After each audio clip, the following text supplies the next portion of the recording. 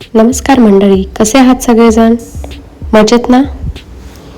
तुमचं सगळ्यांचं स्वागत आहे आपल्या नवीन यूट्यूब चॅनलवर. हा माझा पहिलाच ब्लॉग आहे. तर मी तयारी करत होते फोटोशूटची. मला जन्माष्टमीचं फोटोशूट करायचं होतं. त्यासाठी आम्ही लोकेशन निवडलं होतं संत गजानन महाराज मंदिर आळंदी. फोटोशूटला जाण्यासाठी मी तयारी करत होते. आम्ही सकाळी जाणार होतो, त्यामुळे थोडीशी गडबडच होती. तर मी रेडी होत होते आणि हा माझा असा फायनल लुक आहे. तर हा तुम्हाला कसा वाटला प्लीज मला नक्की सांगा. शर्विलसाठी हा ड्रेस मी ऑर्डर केला होता. ही त्यावरती ज्वेलरी होती. तो ज्यावेळी झोपलेला होता त्याच वेळी मी त्याला ते टिक्का वगैरे लावायचं सगळं काम करून घेतलं होतं. कारण तो जर जागा असताना तो त्याने काहीही करू दिलं नसतं. त्याला थोडंसं खाऊ वगैरे घातलं आणि रेडी केलं. तसेच इथे मी एक रील शूट करत होते. आमच्यासोबत आमचे एक नेबर येणार होते. ते येईपर्यंत आम्ही गार्डनमध्ये थोडंसं फोटोशूट आणि रील शूट केलं.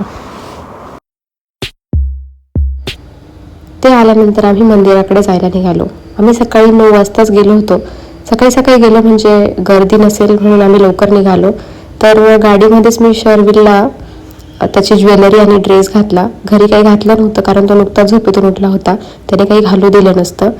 तर हे जे मंदिर आहे ते एक्झॅक्ट MIT कॉलेजच्या समोर आहे, दुधगाव रोडला.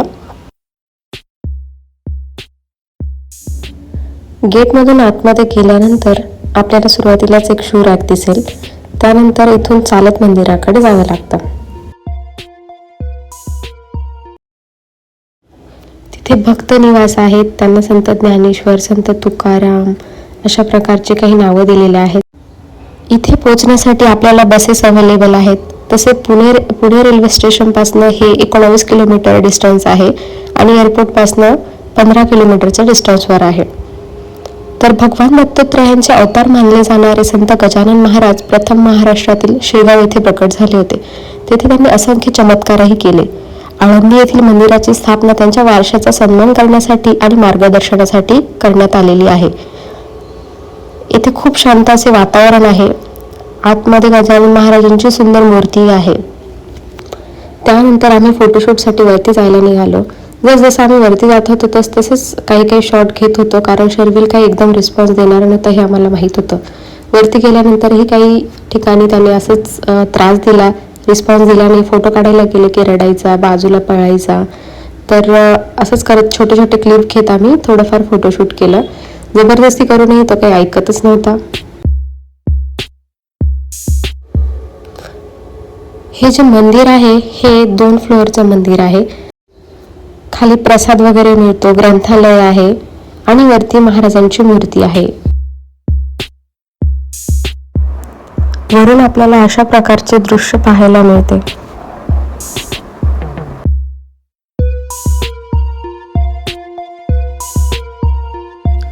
इथे रोज आरती आणि भजन होते. वरती खूप छान असे मंदिर आहे. अतिशय शांतता असते तिथे. आतमध्ये कॅमेरा अलाउड नसतो. त्यानंतर आम्ही कॅमेरा बंद केला. खाली येऊन आम्ही थोडंसं फोटोशूट केलं. इथे बाजूला खूप छान असे गार्डन आहे, पण तिथे काही आपल्याला एंट्री मिळत नाही. मंदिराच्या एंट्रन्सलाच मंदिरातील दैनंदिन कार्यक्रमाचा एक बोर्ड लावलेला आहे.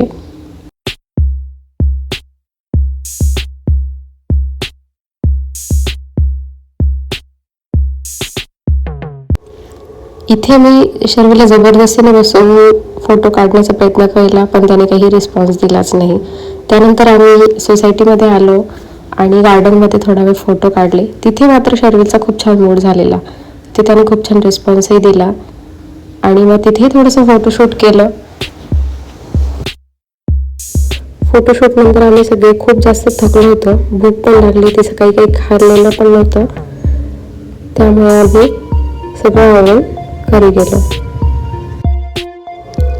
घरी येऊन थोडंसं फ्रेश झालो आणि आम्ही थोडासा नाश्ता वगैरे केला. असा आमचा दिवस होता.